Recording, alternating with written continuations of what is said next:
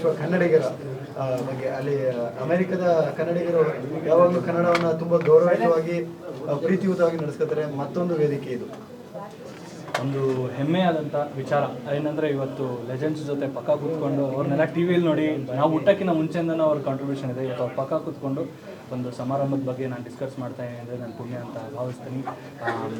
ಭಾಳ proud feeling ಆಗ್ತದೆ. ಒಂದು ಏನಂತಂದರೆ ಇಂಥ ಅದ್ಭುತವಾದಂಥ ಒಂದು ಕನ್ವೆನ್ಷನ್ ಸೆಂಟ್ರಲ್ಲಿ ಎಲ್ಲ ಕನ್ನಡಿಗರು ಸೇರಿ ಕನ್ನಡ ಪ್ರೋಗ್ರಾಮ್ ಮಾಡ್ತಾ ಇದ್ದಾರೆ ಅನ್ನೋದು, ಅದು ಬೇರೆ ಕಡೆ ಬೇರೆ ದೇಶದಲ್ಲಿ. ಇನ್ನೊಂದು ಖುಷಿಯಾದ ವಿಷಯ ಏನಂತಂದರೆ ಕನ್ನಡ ರ್ಯಾಪನ್ನು ಅಲ್ಲಿ ಪ್ರೆಸೆಂಟ್ ಮಾಡ್ತಾ ಇದ್ದಾರೆ. ಕನ್ನಡ ಇಂಡಿಪೆಂಡೆಂಟ್ ಮ್ಯೂಸಿಕ್ ಅಂತ ನಾವೇನು ಕರಿತೀವಿ, ನ್ಯೂ ಏಜ್ ಮ್ಯೂಸಿಕ್ ಅಂತ ಏನು ಕರಿತೀವಿ, ಅದನ್ನು ನಾವು ಇವತ್ತು ಅಮೆರಿಕಾದಲ್ಲಿ ಪ್ರೆಸೆಂಟ್ ಮಾಡ್ತಾ ಇದ್ದೀವಿ. ಇವರು ಇಂಡಿಪೆಂಡೆಂಟ್ ಮ್ಯೂಸಿಷಿಯನ್ಸ್ ಕನ್ಸಿಪ್ಟ್ ನಾವು ಬೇರೆ ತಮಿಳಾಗಲಿ ಹಿಂದಿ ಆಗಲಿ ತುಂಬ ಭಾಷೆಗಳಲ್ಲಿ ನೋಡ್ತೀವಿ. ಹನಿ ಸಿಂಗ್ ಬಾದ್ಶಾ ಎಲ್ಲ ಅವ್ರು ಆವಾಗಲಿಂದ ಮಾಡ್ಕೊಂಡು ಬಂದಿದ್ದಾರೆ.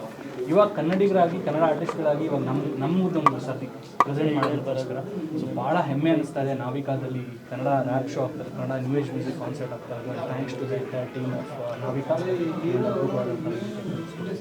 ಸರ್, ಕನ್ನಡನ ಲಿಪಿಗಳ ರಾಣಿ ಅಂತಾರೆ. ನೀವೆಲ್ಲ ರ್ಯಾಪಲ್ಲೂ ಕೂಡ ಕನ್ನಡನ ಮೆರವಣಿಗೆ ಮಾಡ್ತಿದ್ದೀರಾ. ಇದರ ನಡುವೆ ಕಮಲ್ ಹಾಸನ್ ಅವರು ಕನ್ನಡ ತಮಿಳಿನಿಂದ ಬಂದಿರುವಂಥ ಭಾಷೆ ಎನ್ನುವಂತಹ ಒಂದು ವಿವಾದಾತ್ಮಕ ಹೇಳಿಕೆಯನ್ನು ಕೊಟ್ಟಿದ್ದಾರೆ. ಸರ್, ಒಂದು ವಿಷಯ ಅಂತೂ ಸತ್ಯ ಏನಂದರೆ ಕಮಲ್ ಹಾಸನ್ ಸರ್ ಭಾಳ ದೊಡ್ಡ ಆ್ಯಕ್ಟರ್. ಅವ್ರನ್ನ ಉಲಗ ನಾಯಕನ ಅಂತ ಕರೀತಾರೆ.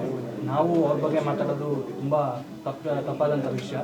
ಅದೇ ರೀತಿ ಕನ್ನಡಕ್ಕೆ ಹೋಲಿಸಿದ್ರೆ ಕಮಲ್ ಹಾಸನ್ನು ಭಾಳ ಚಿಕ್ಕವರೇ. ಸೊ ಅವರು ಕೂಡ ಒಂದು ಸತಿ ಯೋಚನೆ ಮಾಡಿ ಮಾತಾಡಬೇಕಾಗಿತ್ತೇನೋ, ಏನೋ ಬರದಲ್ಲಿ ಮಾತಾಡಿರ್ಬೋದು. ಸೊ ನಾನು ಹಿಂಗೆ ಅವ್ರ ಬಗ್ಗೆ ಮಾತಾಡೋಕ್ಕಾಗಲ್ಲ. ಅವ್ರ ಅಚೀವ್ಮೆಂಟ್ಸ್ನ ಕನ್ಸಿಡರ್ ಮಾಡಿಕೊಂಡು, ಅದೇ ರೀತಿ ಕಮಲ್ ಹಾಸನ್ ಅವರು ಕೂಡ ಕನ್ನಡ ಕಂಪೇರ್ ಮಾಡಿದ್ರೆ ಅವ್ರು ತುಂಬ ಚಿಕ್ಕವರು. ಸೊ ಅದನ್ನು ಅವರು ಮನಸ್ಸಲ್ಲಿ ಇಟ್ಕೊಳ್ಳಿ. ಆ್ಯಂಡ್ ಇದರಿಂದ ಆದರೆ ಒಂದು ಕ್ಷಮೆ ಕನ್ನಡಕ್ಕೆ ಕೇಳಿ. ಯಾಕೆಂದರೆ ನಮ್ಮದೆಲ್ಲ ದ್ರವಿಡಿಯನ್ ಲಿಪಿಯಿಂದ ಡಿಸ್ಕ್ರೈಬ್ ಆಗಿರೋದು, ಡಿರೈವ್ ಆಗಿರೋದು. ಸೊ ಇಲ್ಲಿ ಯಾವ ಭಾಷೆಯಿಂದನೂ ಯಾವ ಭಾಷೆನೂ ಬಂದಿಲ್ಲ.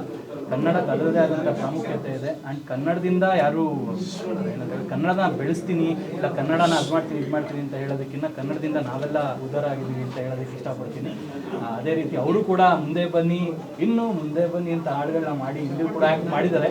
ಸೊ ಅದೆಲ್ಲ ನಾಪ್ಸ್ಕೊಂಡಾಗ ಅವ್ರು ಒಂಚೂರು ಎಲ್ಲೋ ಯೋಚನೆ ಮಾಡಿ ಮಾತಾಡ್ಬೇಕಾಯ್ತು. ಇದನ್ನು ಅಮೇಝಿಂಗ್ ಆಗ್ತದೆ, no doubt about it. But ನಾನು ಹೇಳ್ದಂಗೆ ನಾವು ಹೆಂಗೆ ಅವ್ರ ಬಗ್ಗೆ ಈ ಥರ ಮಾತಾಡಬಾರ್ದು. ಅದೇ ರೀತಿ ಅವರು ಕೂಡ ತುಂಬ ಚಿಕ್ಕವರು. ಕನ್ನಡ ಕಂಪೇರ್ ಮಾಡಿದ್ರೆ ಅವರು ಅದ್ರ ಬಗ್ಗೆ ಮಾತಾಡಬಾರ್ದಾಗಿತ್ತು. But it's okay. ಅವರ ಅಚೀವ್ಮೆಂಟ್ಸು, ಅವರ ಕಾಂಟ್ರಿಬ್ಯೂಷನ್ ಸಿನಿಮಾಗೆ ನಾವು ಕಂಪೇರ್ ಮಾಡಿದ್ರೆ ಐ ಥಿಂಕ್ ಒಂದು ಮಾಫಿ ಅವ್ರು ಕೇಳಿಬಿಟ್ರೆ ಓಕೆ.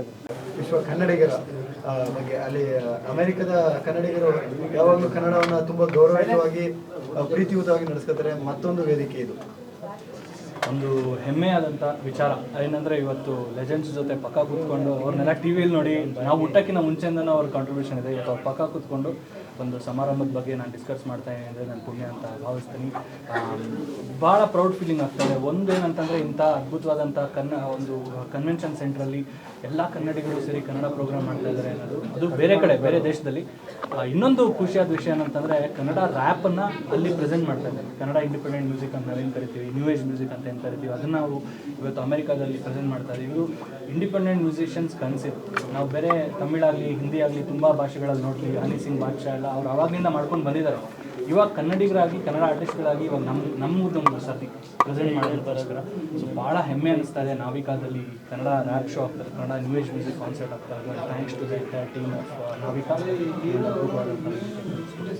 ಸರ್, ಕನ್ನಡನ ಲಿಪಿಗಳ ರಾಣಿ ಅಂತಾರೆ. ನೀವೆಲ್ಲ ರ್ಯಾಪಲ್ಲೂ ಕೂಡ ಕನ್ನಡನ ಮೆರವಣಿಗೆ ಮಾಡ್ತಿದ್ದೀರಾ. ಇದರ ನಡುವೆ ಕಮಲ್ ಹಾಸನ್ ಅವರು ಕನ್ನಡ ತಮಿಳಿನಿಂದ ಬಂದಿರುವಂಥ ಭಾಷೆ ಎನ್ನುವಂತಹ ಒಂದು ವಿವಾದಾತ್ಮಕ ಹೇಳಿಕೆಯನ್ನು ಕೊಟ್ಟಿದ್ದಾರೆ. ಸರ್, ಒಂದು ವಿಷಯ ಅಂತೂ ಸತ್ಯ ಏನಂದರೆ ಕಮಲ್ ಹಾಸನ್ ಸರ್ ಭಾಳ ದೊಡ್ಡ ಆ್ಯಕ್ಟರ್. ಅವ್ರನ್ನ ಉಲಗ ನಾಯಕನ ಅಂತ ಕರೀತಾರೆ. ನಾವು ಅವ್ರ ಬಗ್ಗೆ ಮಾತಾಡೋದು ತುಂಬ ತಪ್ಪಾದಂಥ ವಿಷಯ. ಅದೇ ರೀತಿ ಕನ್ನಡಕ್ಕೆ ಹೋಲಿಸಿದ್ರೆ ಕಮಲ್ ಹಾಸನ್ನು ಭಾಳ ಚಿಕ್ಕವರೇ. ಸೊ ಅವರು ಕೂಡ ಒಂದು ಸತಿ ಯೋಚನೆ ಮಾಡಿ ಮಾತಾಡಬೇಕಾಗಿತ್ತೇನೋ, ಏನೋ ಬರದಲ್ಲಿ ಮಾತಾಡಿರ್ಬೋದು. ಸೊ ನಾನು ಹಿಂಗೆ ಅವ್ರ ಬಗ್ಗೆ ಮಾತಾಡೋಕ್ಕಾಗಲ್ಲ. ಅವ್ರ ಅಚೀವ್ಮೆಂಟ್ಸ್ನ ಕನ್ಸಿಡರ್ ಮಾಡಿಕೊಂಡು, ಅದೇ ರೀತಿ ಕಮಲ್ ಹಾಸನ್ ಅವರು ಕೂಡ ಕನ್ನಡ ಕಂಪೇರ್ ಮಾಡಿದ್ರೆ ಅವ್ರು ತುಂಬ ಚಿಕ್ಕವರು. ಸೊ ಅದನ್ನು ಅವರು ಮನಸ್ಸಲ್ಲಿ ಇಟ್ಕೊಳ್ಳಿ. ಆ್ಯಂಡ್ ಇದರಿಂದ ಆದರೆ ಒಂದು ಕ್ಷಮೆ ಕನ್ನಡಕ್ಕೆ ಕೇಳಿ. ಯಾಕೆಂದರೆ ನಮ್ಮದೆಲ್ಲ ದ್ರವಿಡಿಯನ್ ಲಿಪಿಯಿಂದ ಡಿಸ್ಕ್ರೈಬ್ ಆಗಿರೋದು, ಡಿರೈವ್ ಆಗಿರೋದು. ಸೊ ಇಲ್ಲಿ ಯಾವ ಭಾಷೆಯಿಂದನೂ ಯಾವ ಭಾಷೆನೂ ಬಂದಿಲ್ಲ. ಕನ್ನಡಕ್ಕೆ ಅದರದೇ ಆದಂಥ ಪ್ರಾಮುಖ್ಯತೆ ಇದೆ. ಆ್ಯಂಡ್ ಕನ್ನಡದಿಂದ ಯಾರು ಏನಂದರೆ ಕನ್ನಡನ ಬೆಳೆಸ್ತೀನಿ ಇಲ್ಲ ಕನ್ನಡನ ಅದು ಮಾಡ್ತೀನಿ ಇದು ಮಾಡ್ತೀನಿ ಅಂತ ಹೇಳೋದಕ್ಕಿಂತ ಕನ್ನಡದಿಂದ ನಾವೆಲ್ಲ ಉದ್ಧಾರ ಆಗಿದ್ದೀವಿ ಅಂತ ಹೇಳೋದಕ್ಕೆ ಇಷ್ಟಪಡ್ತೀನಿ. ಅದೇ ರೀತಿ ಅವರು ಕೂಡ ಮುಂದೆ ಬನ್ನಿ, ಇನ್ನೂ ಮುಂದೆ ಬನ್ನಿ ಅಂತ ಹಾಡುಗಳನ್ನ ಮಾಡಿ ಇಲ್ಲೂ ಕೂಡ ಆ್ಯಕ್ಟ್ ಮಾಡಿದ್ದಾರೆ.